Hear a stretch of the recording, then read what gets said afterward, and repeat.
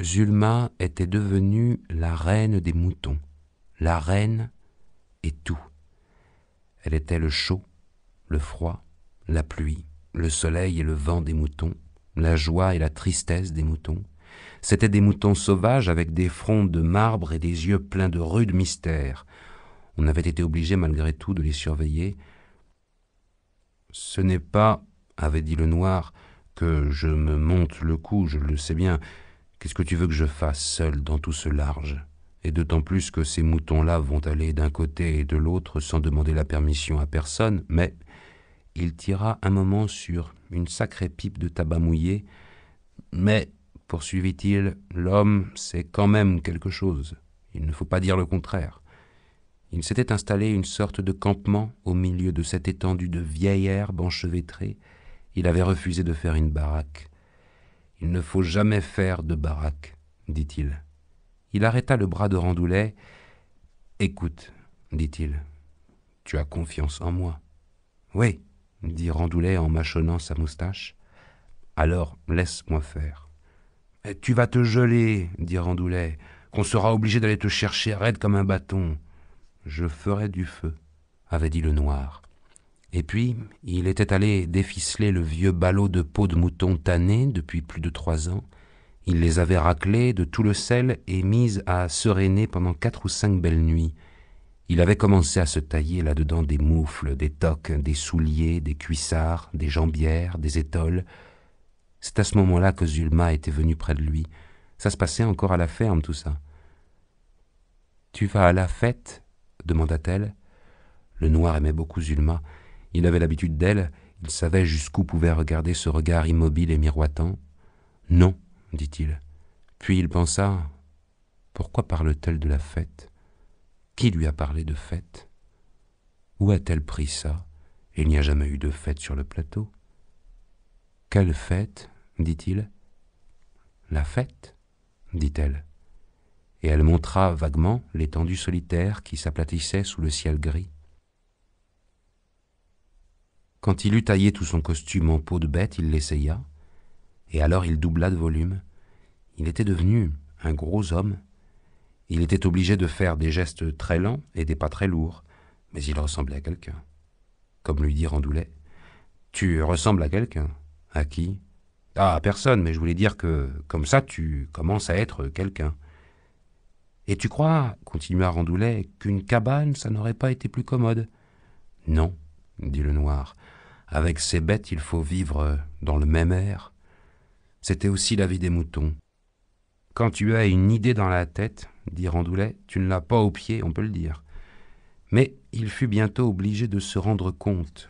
Sur sa vaste pâture sauvage de plus de 20 hectares, son grand troupeau s'était mis à suinter de tous les côtés et à se perdre. Il se disait « Je m'en fous. Ils ne se perdent pas, je les retrouverai. Ils ne sortent pas de chez moi. » Mais il n'avait pas la joie de voir ses moutons. Il ne pouvait plus compter sur la joie de voir toutes les reproductions, les béliers, les brebis, les agneaux. Le noir s'en allait au centre des pâtures, à son endroit choisi. Il installa son campement, et de tous les côtés, comme de petites sources qui se seraient ouvertes, les moutons arrivèrent à la file. Et d'abord, ils s'entassèrent autour du berger, puis ils s'étalèrent sur un plus grand espace, mais sans disparaître, ne s'en allant plus droit devant eux à la recherche des fonds du ciel et de la solitude, mais reniflant du côté du berger. Et, parfois aux abords des grandes nuits qui s'annonçaient sans étoiles, il ronflait vers lui du fond de la gorge un mot qui, disait le noir, te fait l'effet de ces mots que les petits enfants crient quand ils t'appellent. Le noir était là depuis peut-être 2 heures et Zulma arriva. Elle avait dû marcher exactement dans ses traces. « Comment as-tu fait pour trouver ?» dit-il. Mais il s'aperçut que c'était curieux. Zulma s'était coiffée en natte serrée comme une trame de drap. Elle s'était fait une épaisse couronne en vieux épis de fétuque tout rouis. Elle s'était fait un collier de jonc vert et 2 bracelets avec les tortillons d'un foin vivant qu'elle était allée arracher dessous les herbes. Les moutons qui étaient là se dressèrent et la regardèrent. « Les bruyères ne sont pas fleuries, » dit-elle en montrant ses ornements d'herbe grise. « C'est passé depuis longtemps, » dit le noir. Je ne savais pas, dit-elle. Si j'avais su, j'en aurais fait provision. Alors, dit le noir, tu n'as pas fait attention que les collines d'Ouvèze étaient toutes violettes il y a 2 mois? Oui, dit-elle. C'était le ciel? Non, dit le noir. C'était les bruyères. Quand on a besoin des choses, dit-elle, on ne les a jamais sous la main. Elle fit un petit geste de ménagère, comme elle en voyait faire à sa mère. Elle regarda autour d'elle. Elle vit les moutons. Elle posa ses mains sur les fronts couverts de laine. Comme disait plus tard le noir à Randoulet, déjà à ce moment-là, je ne discutais plus que par principe, depuis longtemps, ça y était. Mais, dit Randoulet, vous êtes rigolos tous les deux, quel rapport ça a avec les moutons? C'est à croire parfois, lui dit le noir, que tu as la tête comme une auge à cochon. La discussion monta, Randoulet était devenu rouge et tous les poils de sa barbe de 8 jours se hérissaient sur ses joues et la sueur coulait de son front comme de la buée d'un étang. Et il parlait vite, il s'embrouillait, il finissait par ne plus savoir dire que « Mais alors, explique, je te dis !»« Qu'est-ce que tu veux que je t'explique ?» dit le noir. « Ça ne s'explique pas, ça se comprend, ou bien c'est fini. » Il était devenu tout pâle, il parlait avec une voix profonde, étrangère. Ses mains tremblaient, il regardait à côté de Randoulet, tantôt à droite, tantôt à gauche, mais jamais droit sur le patron. « Oui, finit par dire Randoulet. Et alors ?» Il avait avalé une bonne goulée d'air et il se calmait. « Alors ?» « Alors, dit le noir, je lui ai dit. Attends, je vais t'essayer le costume. Il a fallu lui enlever les bracelets et le collier, mais elle a gardé la couronne. Je lui ai donné mes cuissards et ma chasuble, et mes coltières, et ma toque, et mes brassières, et tout, et mon bâton. Je lui ai dit, fais attention de bien entretenir le feu. Elle m'a dit, oh, je sais. Le chien est resté à côté d'elle, de lui-même. Il faut la laisser. Je veux bien la laisser, dit Randoulet, mais alors, elle ne viendra jamais plus ici à la ferme. Ça va devenir une femme mouton. Elle va rester là-bas toute sa vie au milieu des herbes. Non, dit le noir. De temps en temps, elle retournera, ne t'en fais pas. Le tout, c'est de lui porter régulièrement à manger. Je veux bien la laisser, dit Randoulet lentement, si ça lui fait plaisir. Ça fait plaisir à tous, dit le noir. À moi, guère, dit Randoulet. C'est ma fille à la fin. Elle est à son aise, dit le noir. C'est tout ce qu'un père peut désirer pour sa fille. Et puis, moi, je peux te dire qu'il fallait ça pour tes moutons. Le soir tombait. Ils se dirigèrent vers la maison où Honorine allumait les lampes. « Qu'est-ce que tu as voulu dire avec ton auge à cochon ?» dit Randoulet. « Rien, » dit le noir. « J'ai voulu dire une auge à cochon. Mais quel rapport ça a avec ma tête ?» Aucun rapport, dit le noir. C'est parce que dans l'auge à cochon, il n'y a que des restes de soupe et des pommes de terre pourries. Tu saisis, dit le noir. Malgré tout, quand les bêtes comprennent tout de suite les choses, nous devrions les comprendre aussi. Ils tapèrent leurs gros souliers contre le seuil pour se débarrasser des semelles de boue. Dans la soirée, Honorine dit « Toute cette histoire me paraît extraordinaire. »« Tais-toi, dit Randoulet. Les femmes ne comprennent jamais rien. C'est facile pourtant. Les bêtes elles-mêmes le comprennent. » Zulma était restée longtemps immobile et elle avait écouté. Elle avait entendu les oiseaux. Ils étaient au chaud sous les herbes. Ils s'appelaient. Ils se parlaient à petite voix. Ils devaient même circuler de nid en nid le long de petits couloirs creusés dans le feutrage de la prairie. De temps en temps, de longues graminées givrées hochaient de leurs têtes lourdes parce que les oiseaux ébranlaient leurs racines. Le soleil ne se montra pas, mais subitement, au milieu de la coupole du ciel gris, une tache d'huile claire s'élargit et s'arrondit comme un fruit pelucheux. Une tige d'herbe gelée craqua. Au bout d'un moment, sa gaine de glace glissa le long de la tige, découvrant encore un peu de chair encore verte.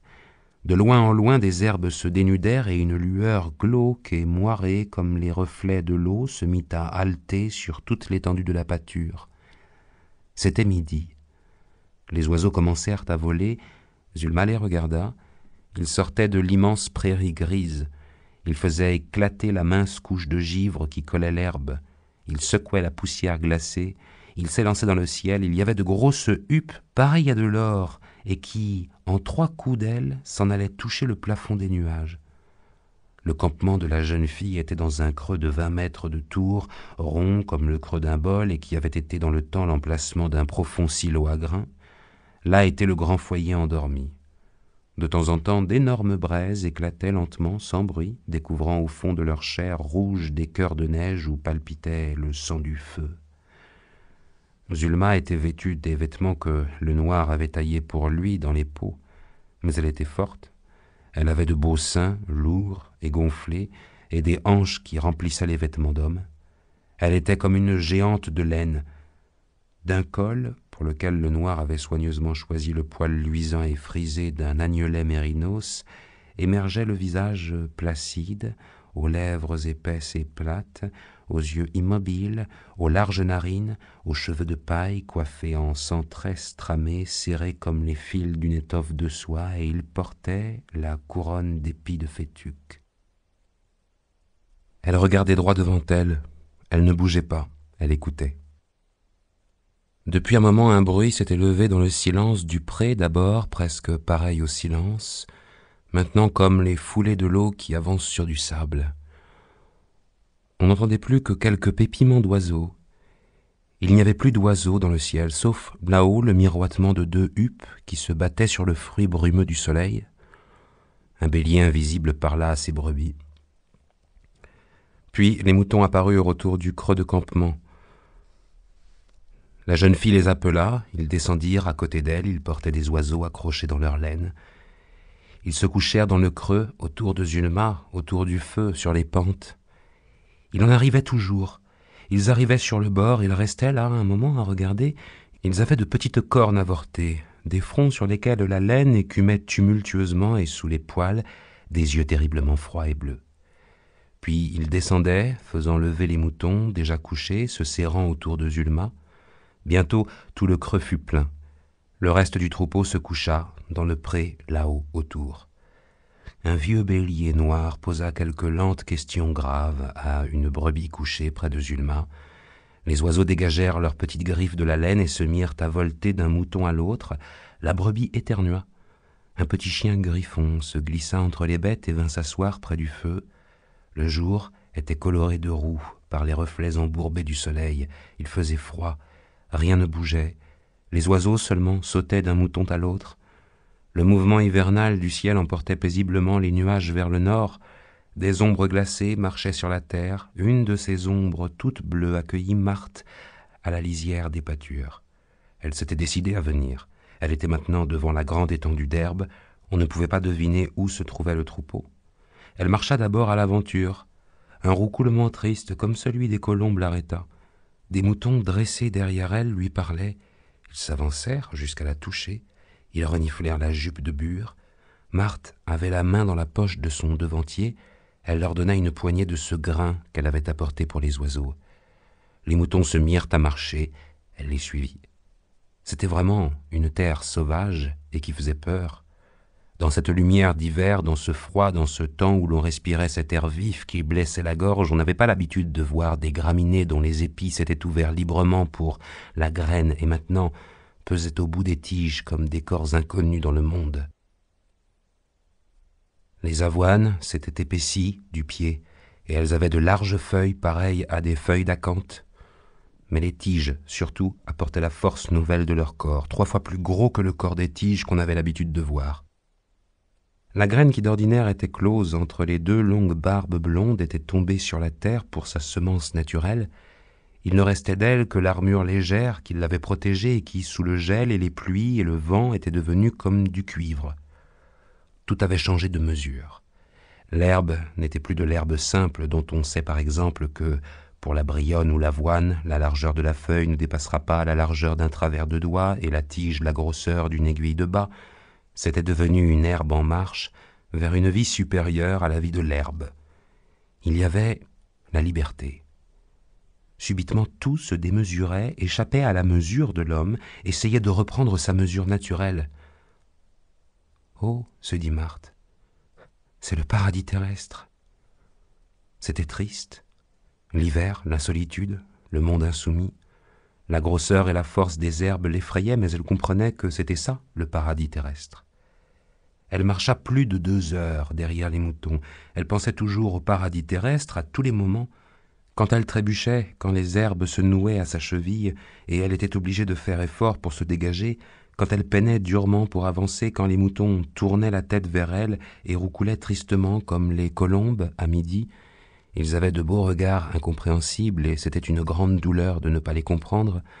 Quand les oiseaux s'envolèrent autour d'elle, quand elle vit qu'ils étaient chez eux, patrons de leur terre, patrons de leur grain, patrons de leur liberté, quand elle en aperçut 2 gros et bleus, des draines sans doute, et qui dormaient au chaud dans les racinages d'énormes blés sauvages, quand elle se sentit étrangère, quand elle respira pour la première fois l'odeur puissante des foins gelés, quand elle se sentit perdue au milieu des herbes, quand un large oiseau doré se mit à voler silencieusement au-dessus d'elle, quand elle commença à voir d'étranges figures dans les nuages, de doux sourires larges comme toute l'étendue du ciel, quand elle comprit que c'était trop pour ses forces, quand elle sentit que le désespoir et l'espoir s'effaçaient de son cœur, quand elle pensa subitement à la cuisine de la Jourdain, cette chose chaude et luisante bâtie par elle et par Jourdan et qui abritait maintenant Jourdan et Bobby qu'elle venait de quitter à peine, et qu'elle vit la lueur de sa maison s'éteindre dans son souvenir comme le reflet d'un sou qu'on a jeté dans l'eau, un coup de vent plaqua ses 2 mains froides sur sa poitrine,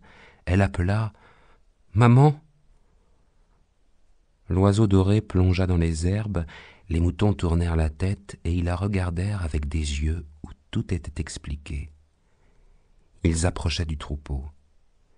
Des bêtes bougeaient dans l'herbe, un bélier se leva, sa tête tremblait sous le poids de ses cornes. Marthe entendit une voix de femme qui chantait. Ce fut comme si toutes les lampes du soleil avaient éclairé des moissons. Elle cria « Zulma ! Zulma !» Mais aussitôt le chant cessa. C'était une chanson noire. Marthe s'avança. Arrivée au rebord du creux, elle vit Zulma au milieu des moutons. Elle la reconnut à cette couronne de fétuque. Marthe vint s'asseoir à côté de la jeune fille. Le chien griffon n'avait pas aboyé. Il s'était seulement arrêté de lécher sa jambe malade. Zulma parla la première. « Beau temps, dit-elle. »« Où vois-tu le beau temps ?» dit Marthe. « Partout. »« Je ne vois pas, » dit Marthe. Elle essayait de reprendre haleine. Elle était essoufflée de peur et de tristesse.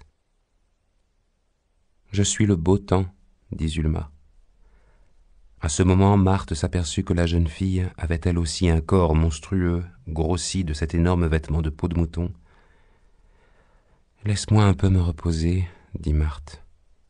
Elle voulait dire « Laisse-moi m'habituer, je commence à voir que tu es belle, que peut-être tout est beau, que le soleil noir a de la lumière, que tu es peut-être véritablement le beau temps. » Elle pensa « Voilà que maintenant je parle comme elle, sans tenir compte de ce qu'on me dit, mais seulement de ce que j'ai envie de dire. »« Oh, pour le repos, » dit Zulma, « il faudrait d'abord savoir de quel repos vous voulez parler. Qu'est-ce que vous voulez reposer, si c'est vos bras et vos jambes ou si c'est votre tête ? C'est tout. » « Moi, dit-elle, c'est surtout ma tête. Elle ne vous gêne pas, vous ? Quoi ? Votre tête ? Ma petite fille, pourquoi ne parles-tu pas comme tout le monde ? Au moment où elle disait ça, Marthe vit les oiseaux. Ils étaient pour le moment tous cramponnés dans le lainage des moutons, ils ne bougeaient pas. Ils ne bougeaient que les yeux. Ils étaient de toutes les couleurs. Dans le lainage même de Zulma, une verdelette reconnaissable à ses ailes de cuivre, à sa tête verte et à son ventre d'argent, dormait. « Je ne sais pas, » dit Zulma. « Comment parlez-vous, vous autres ? Ah, ma fille, nous parlons comme la vie nous force à parler. Je ne sais jamais ce que vous voulez dire, vous autres. Nous voulons dire que la vie est triste. Je ne comprends pas, madame. Triste, tu sais ce que c'est ? Non. Contente, quand tu es contente, tu sais ce que c'est ? Non. C'est ton père qui t'a dit de venir ici ? Non. Comment voulez-vous, madame, qu'il me dise de venir ? Je vous dis que je ne vous comprends pas quand vous parlez. S'il t'avait dit « Zulma, va garder les moutons », mais il ne peut pas le dire, personne ne peut le dire. Tenez, madame, En voilà un là-bas qui se dresse près du feu et qui vient me voir. Bien, c'est pour que je le gratte derrière l'oreille. Au lieu de me dire « Madame, tu pourrais m'appeler Marthe ?» Tu sais bien où je reste. Tu es venue, tu te souviens bien qu'on avait mangé tous ensemble, enfin, tu sais bien qu'on se voit depuis 20 ans, je t'ai endormi dans mon tablier quand tu étais petite. Je ne sais pas, dit Zulma. Moi j'écoute ce que vous vous dites quand vous vous parlez. Je me dis, ils se disent madame, il faut leur dire madame, parce que moi, quand je parle comme je sais, vous ne me comprenez pas. Je me souviens bien de votre maison. J'y suis allé pour le cerf. Vous m'avez essuyé le ventre. Vous. Je sais qu'on ne vous dit pas madame, mais moi j'ai plus d'audace quand je le dis à quelqu'un. Elle regarda Marthe longuement. Marthe était pleine de réflexion. Tout ce qu'elle sentait, entendait et voyait ne la touchait plus directement, mais se brisait d'abord sur son cœur. Elle était obligée de parler à Zulma et de se parler à elle-même. « Je n'avais jamais vu ses yeux, » se dit-elle. « Je crois que personne ne les a vus. Elle a toujours les yeux baissés. Maintenant je les vois. » Ils étaient immobiles et larges, mais parcourus par une foudre verte. « Moi, dit Zulma, je n'ai pas d'audace, et peut-être c'est mieux. »« Pourquoi voudrais-tu de l'audace ?» dit Marthe. « Vous avez tous fait quelque chose pour moi. Toi, tu m'as essuyé le ventre, je m'étais couché au bord de l'eau pour cueillir le cresson. Mon ventre était mouillé, tu as relevé ma jupe, tu as passé le torchon sec bien partout. Et après, mon ventre était chaud. Ah, mais voilà, dit-elle en fermant les yeux, maintenant, je ne sais plus parler comme toi. » Elles restèrent longtemps en silence. « Madame, dit Zulma, puisque vous êtes là, je voudrais que tu m'expliques le fin fond des choses. J'aime beaucoup quand tu me touches avec ta main parce que tu as la main claire comme de la farine. Je ne sais rien, ma fille. Vous devez savoir. Ce sont les femmes qui le chantent. Qu'est-ce que tu veux dire ? Ma mère prépare du lait bourru pour les petits agneaux et elle y met de la farine d'orge pour l'épaissir et le faire gras. Alors elle touille avec un grand bout de bois et elle chante. J'avais pour moi un grand trésor. Qui me l'a pris ? C'est l'amour, la mort. Je connais la chanson, dit Marthe. Je l'ai chantée moi aussi à l'époque où j'étais jeune. Voilà comment ça dit. Marie, avec ses pieds blancs, est venue devant la porte, mais le berger a passé, sans la regarder. C'est juste celle-là, madame. Sûr, dit Marthe, c'est l'amour, la mort. Toutes les femmes ont chanté cette chanson quand elles étaient jeunes. Je ne la chante pas, moi, dit Zulma. Alors, qu'est-ce que tu veux que je t'explique ? Rien, dit Zulma. Restons un peu sans parler. Depuis que vous êtes là, vous ne faites que parler, je ne vous comprends pas. Reposez-vous, comme vous avez dit. Commença le silence. On entendait les herbes, le froid, les plumes des oiseaux, la laine des moutons, le ciel. Marthe rentra à la Jourdain en même temps que la nuit. Les hommes avaient placé le couvert sur la table et fait briller un grand feu. « On t'a soigné, dit Jourdan. Regarde, voilà qu'on a fait ton ouvrage. Aujourd'hui, c'est nous qui te servons. Pour une fois que la maîtresse sort. Alors, comment ça va, ma vieille Marthe ? Pas fatiguée ? Non ? Et vous avez vu les oiseaux ? Demanda Bobby. Je les ai vus. On dirait que tu n'es pas contente. Écoute, dit-elle à Bobby, maintenant je crois que ce sera difficile. Quoi ? En somme, dit-elle, moi maintenant je crois qu'on ne peut pas faire durer la joie. Elle remarqua tout de suite comme le visage de Bobby s'assombrissait. « Qui vous le fait dire ?» demanda-t-il. Il n'interrogeait plus comme un qui a la réponse prête. Elle comprit qu'il savait peut-être déjà. Et même, dit-elle, je crois qu'il ne faut pas le désirer. Bobby ne répondit pas.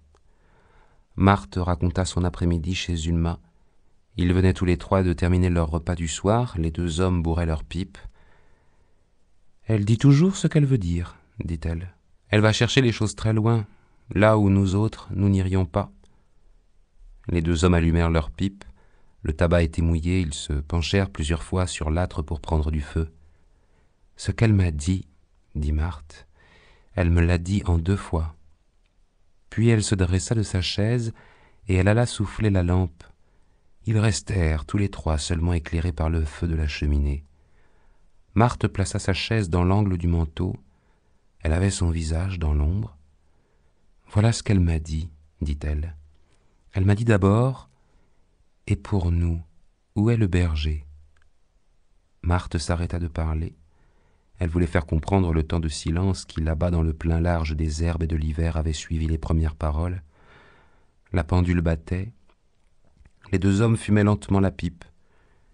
Puis elle m'a dit « Je suis la bergère ». Et autour d'elle, tout était paix et repos.